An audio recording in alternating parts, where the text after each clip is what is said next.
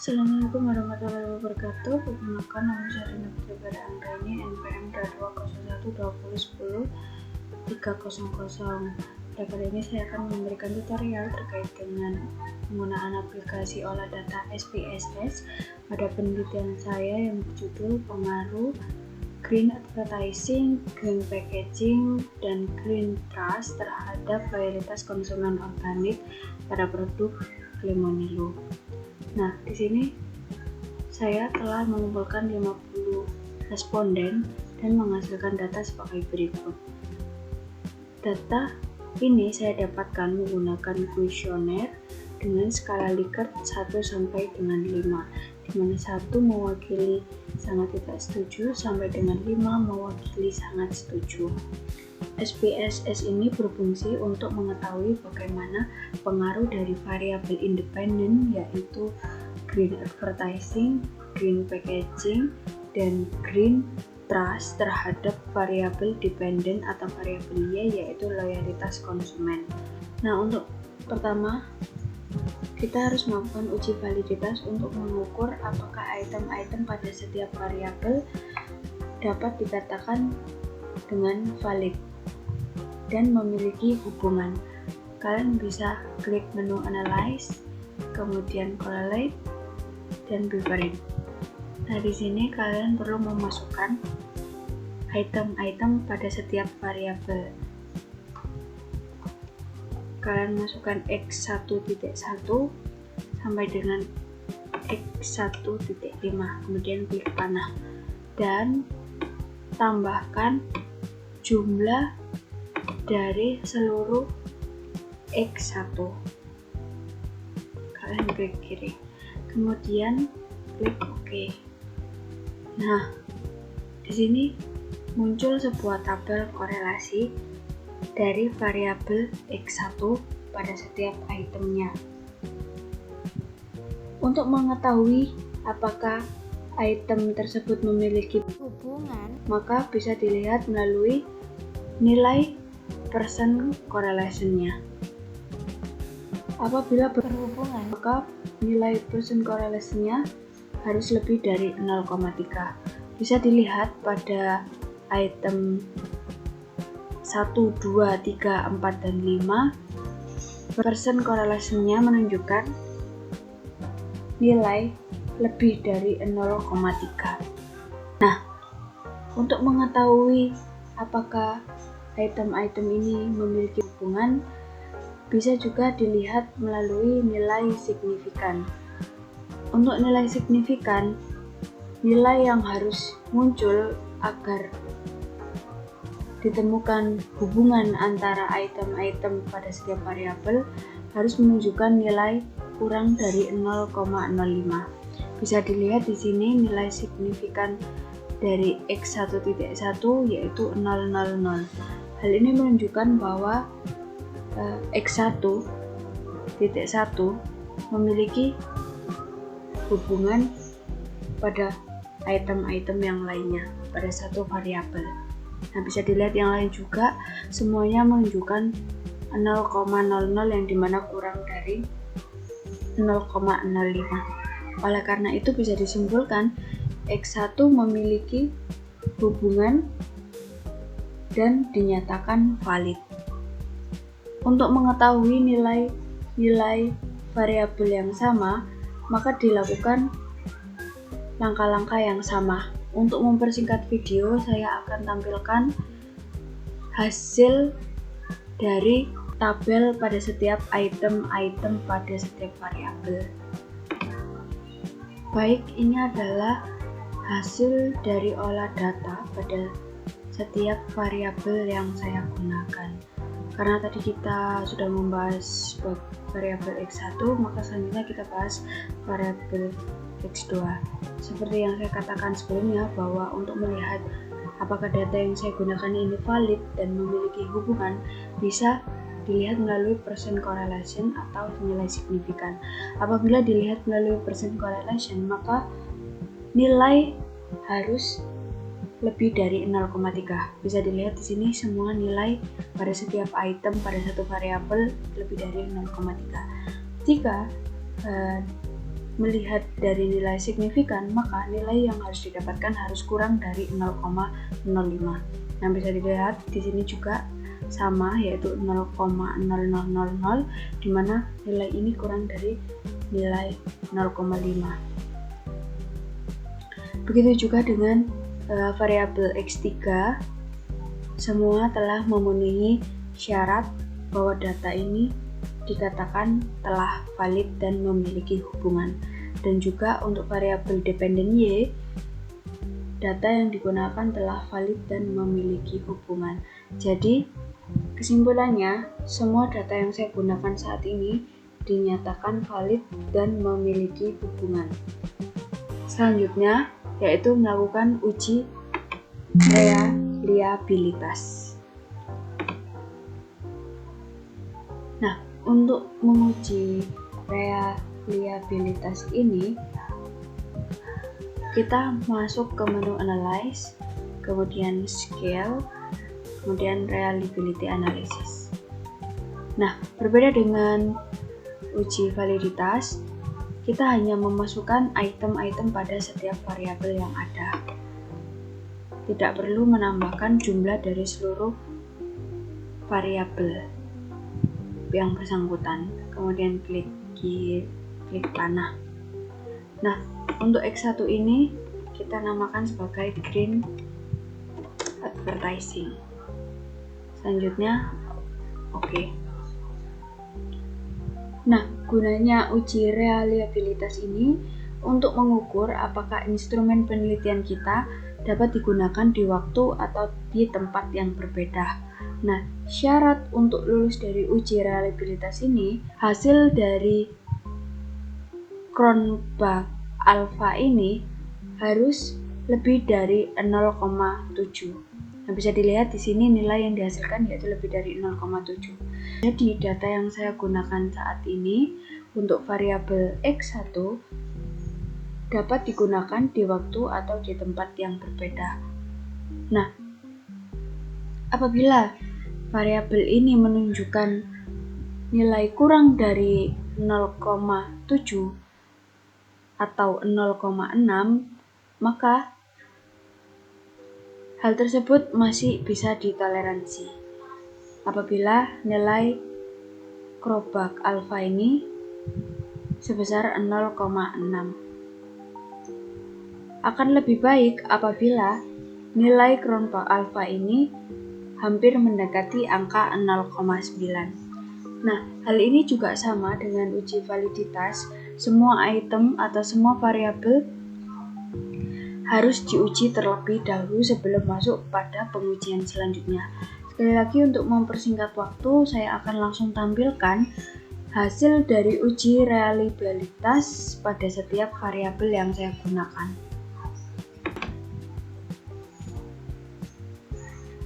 Nah, berikut adalah hasil uji reliabilitas pada setiap variabel yang saya gunakan. Nah, di sini bisa kita lihat nilai Cronbach alpha dari variabel green packing sebesar 0,835, kemudian dari variabel green trust sebesar 0,864, kemudian untuk variabel loyalty sebesar 0,875. Nah, hal ini menunjukkan bahwa semua variabel yang saya gunakan bernilai lebih dari 0,7, yang artinya data yang saya gunakan dapat digunakan di waktu atau di tempat yang berbeda. Sehingga dapat disimpulkan bahwa data dari variabel green advertising, green packaging, green trust, dan loyalty yang saya gunakan dapat digunakan di waktu atau tempat yang berbeda. Nah, selanjutnya yaitu uji asumsi klasik. Sebelum kita masuk kepada uji regresi berganda, terlebih dahulu kita harus melakukan uji asumsi klasik. Hal ini dilakukan agar data yang dihasilkan pada uji regresi berganda tidak bias dan dapat dinyatakan sah. Oleh karena itu, kita perlu melakukan uji asumsi klasik sebelum melakukan uji regresi linear berganda. Uji asumsi klasik sendiri terbagi menjadi 4. Yang pertama ada uji normalitas, uji heterokedastisitas, uji multikolinearitas, dan uji autokorelasi. Namun, data yang saya gunakan saat ini bersifat cross-section. Sedangkan pada uji autokorelasi hanya digunakan apabila data yang saya gunakan merupakan data dalam bentuk time series. Sehingga dalam penelitian saya tidak perlu melakukan uji autokorelasi. Namun, dalam tutorial kali ini saya akan tetap mencantumkan uji autokorelasi sebagai pelatihan kali ini. Baik, untuk melakukan uji asumsi klasik bisa mulai klik analyze, kemudian regresi, kemudian linear. Nah, kita hanya perlu memasukkan jumlah atau total dari setiap variabel yang kita gunakan. Kita masukkan X1, yaitu green advertising, green packaging, dan green trust kepada kolom independen.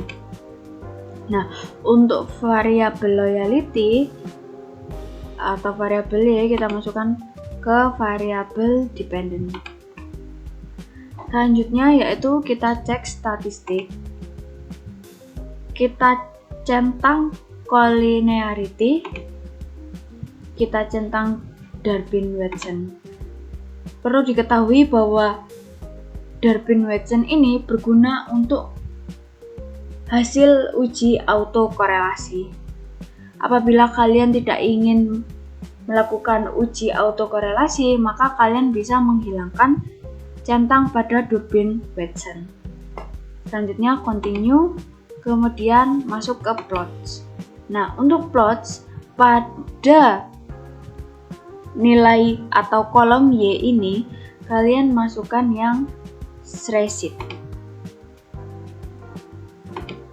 Dan untuk yang kolom Y kalian masukkan yang Z-spread. Selanjutnya jangan lupa untuk mencentang histogram dan normal probability. Kemudian continue. Kemudian save. Yang bagian ini tidak perlu ada perubahan. Begitu juga yang option. Pastikan sudah 0,05. Kemudian juga style tidak perlu ada perubahan. Bootstrap juga tidak ada perlu perubahan. Oke, selanjutnya langsung klik OK. Nah, di sini kita bisa lihat beberapa hasil dari pengolahan data SPSS pada uji asumsi klasik. Yang pertama, kita cek uji normalitasnya terlebih dahulu, dan di mana uji normalitas ini berguna untuk mengetahui apakah data telah terdistribusi secara normal atau tidak. Nah, hal ini bisa kita lihat melalui diagram histogram. Nah, sebuah data dikatakan telah terdistribusi secara normal apabila bagan ini berbentuk seperti lonceng, seperti ini. Kemudian dilihat juga pada grafik normal p-plot. Nah, suatu data dikatakan normalitas itu apabila titik-titik yang ada di sini tuh sejajar lurus dengan garis yang ada di tengah. Seperti ini. Tidak ada atau tidak boleh ada titik-titik yang terlalu menyebar dari garis yang ada di tengah ini. Nah, tapi bisa kita lihat bahwa di sini ada beberapa titik yang sedikit menyimpang dan juga ada beberapa bagan yang tidak terlalu membentuk sebuah lonceng. Nah, hal ini itu bisa kita dapatkan analisis yang lebih akurat melalui uji Kolmogorov. seperti itu. Selanjutnya yaitu uji heterokedastisitas. Nah, untuk melihat uji heterokedastisitas itu bisa kita lihat di grafik scatter plot. Nah, syarat untuk lulus dari uji heterokedastisitas ini, titik-titik yang ada di diagram scatter plot ini harus tersebar dan tidak boleh membentuk sebuah pola. Bisa kita lihat data yang saya gunakan ini menghasilkan grafik scatter plot yang menyebar dan tidak membentuk sebuah pola. Maka dapat dikatakan bahwa data yang saya gunakan telah lulus dalam uji heterokedastisitas. Nah, apabila kalian menemukan scatter plot yang berbentuk pola, sebuah pola, dan titik-titiknya tidak menyebar, maka kalian perlu melakukan uji Gleitzer untuk menghasilkan hasil yang lebih akurat atau untuk menghasilkan analisis yang lebih akurat. Selanjutnya yaitu uji multikolinearitas. Bisa kita lihat pada tabel koefisien. Uji multikolinearitas berguna untuk mengetahui hubungan antar variabel independen. Untuk lulus dari uji multikolinearitas, nilai tolerance harus lebih dari 0,1, VIF harus kurang dari 3.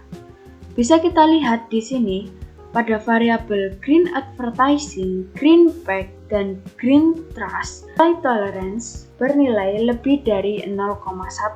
Bisa kita lihat di sini pada variabel green advertising nilainya 0,8, green pack 0,6, green trust 0,6.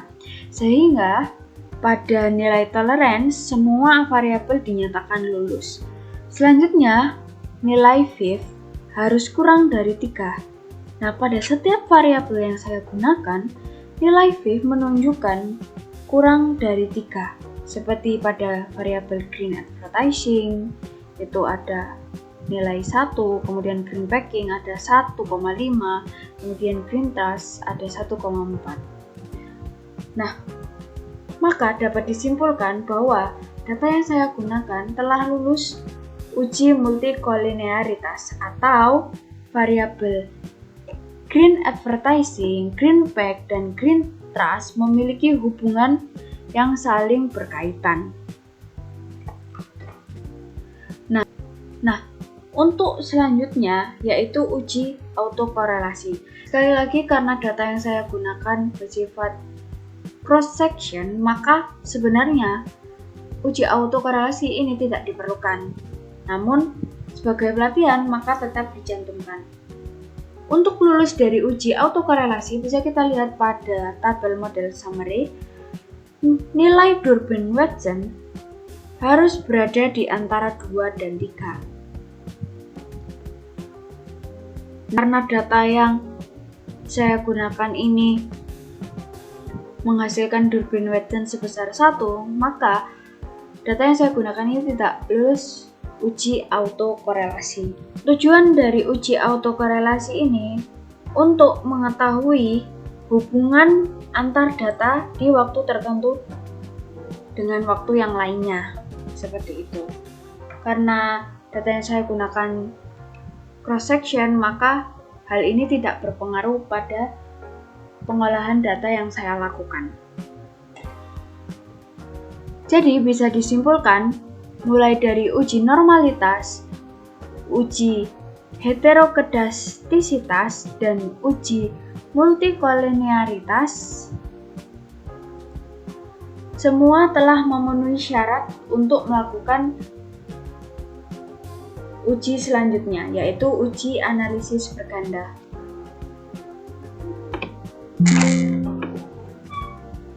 Nah, setelah dilakukan uji asumsi klasik, selanjutnya yaitu melakukan uji regresi berganda. Uji regresi berganda ini dilakukan apabila variabel independen berjumlah lebih dari 1. Dan sebelum melakukan uji regresi berganda, wajib untuk melakukan uji asumsi klasik terlebih dahulu agar data yang dihasilkan tidak bias. Untuk melakukan uji regresi berganda, kalian bisa klik Analyze, kemudian regresi, kemudian linear. Nah, kalian hanya perlu memasukkan total dari setiap variabel yang ada.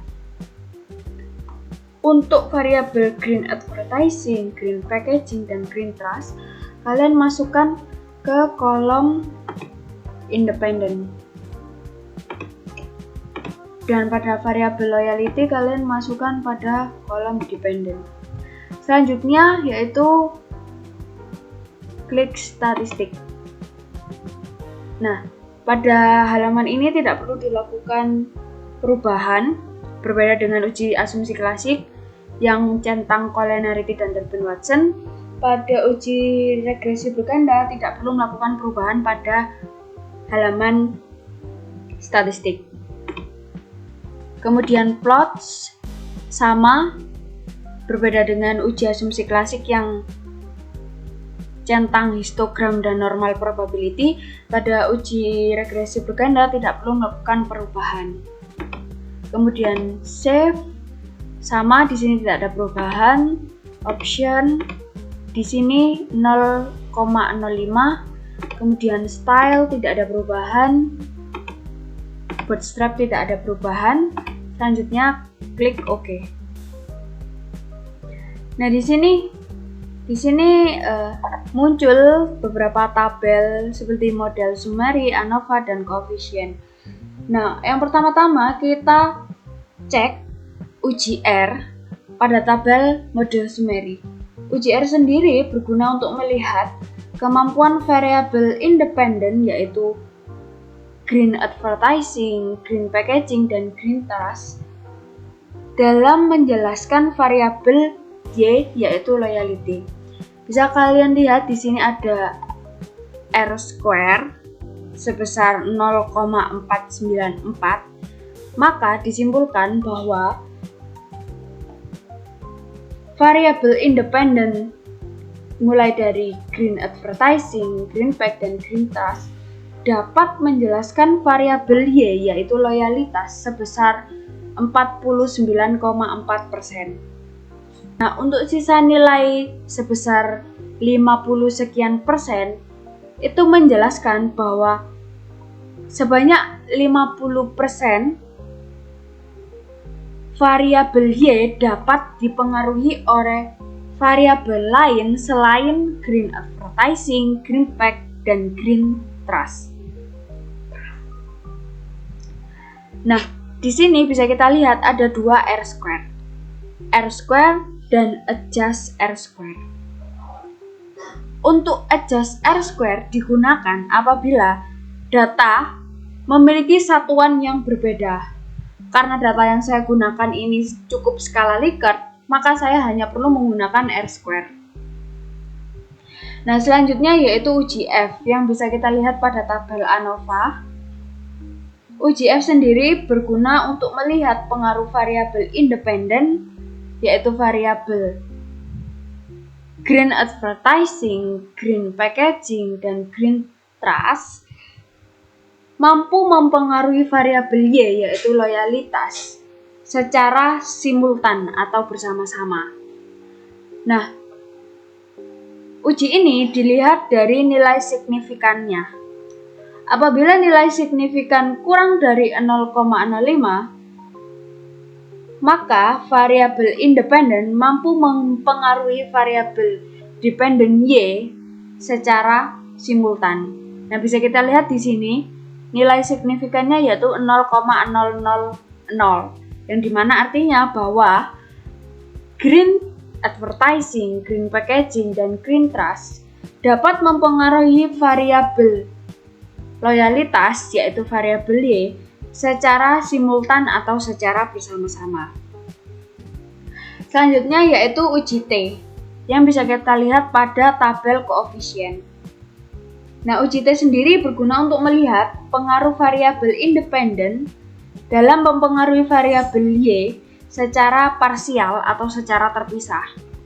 Jadi yang sebelumnya pada tabel ANOVA itu secara simultan, Nah, pada tabel koefisien itu kita bisa melihat apakah variabel independen ini mampu mempengaruhi variabel dependen secara parsial atau secara terpisah.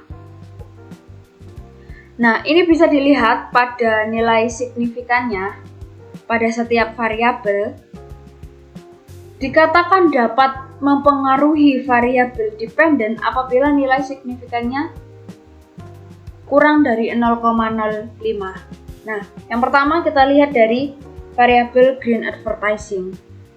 Di sini menunjukkan bahwa nilai signifikansinya lebih dari 0,05, yang artinya green advertising tidak bisa mempengaruhi loyalitas secara terpisah. Selanjutnya green packaging, nilai signifikannya yaitu 0,001, yang artinya kurang dari 0,05, sehingga green pack atau green packing dapat mempengaruhi variabel loyalitas secara terpisah. Selanjutnya yaitu green trust, yaitu di mana nilai signifikannya berjumlah 0,210, yang dimana nilai ini lebih dari 0,05, sehingga green trust tidak bisa mempengaruhi variabel loyalitas secara parsial atau secara terpisah. Jadi kesimpulannya pada tabel koefisien ini hanya satu variabel, yaitu variabel green pack, yang dapat mempengaruhi variabel Y secara terpisah dengan nilai signifikan sebesar 0,001. Selanjutnya yaitu uji dominan. Dari variabel green advertising, green packaging, dan green trust, bisa kita lihat variabel mana yang paling mendominasi atau yang paling mempengaruhi variabel loyalitas, yaitu variabel Y. Bisa kita lihat dari kolom unstandardized beta. Bisa lihat variabel mana yang memiliki nilai yang paling besar. Ada pada green packaging, yaitu sebesar 0,465. Sehingga bisa kita simpulkan dari ketiga variabel yang ada, yaitu variabel green advertising, green pack, dan green trust, variabel yang paling mempengaruhi variabel dependen atau variabel loyalitas yaitu green packaging. Dari tabel koefisien ini, maka kita juga dapat membuat persamaannya melalui unstandardized beta. Sehingga kita hanya perlu memasukkan variabel yang mempengaruhi variabel Y secara terpisah, yaitu green packaging. Jadi bisa kita tuliskan Y sama dengan nilai konstanta ditambah nilai variabel independen yang berpengaruh, yaitu Y sama dengan 2,147 ditambah 0,465 X2. Seperti itu. Nah, itu tadi penjelasan langkah-langkah mulai dari uji validitas, uji reliabilitas, uji asumsi klasik, sampai dengan uji regresi berganda. Semoga hal ini dapat bermanfaat, dan mohon maaf apabila selama saya menjelaskan terdapat bagian-bagian yang kurang jelas. Saya Dinda Putri Ferry Anggraini. Wassalamualaikum warahmatullahi wabarakatuh.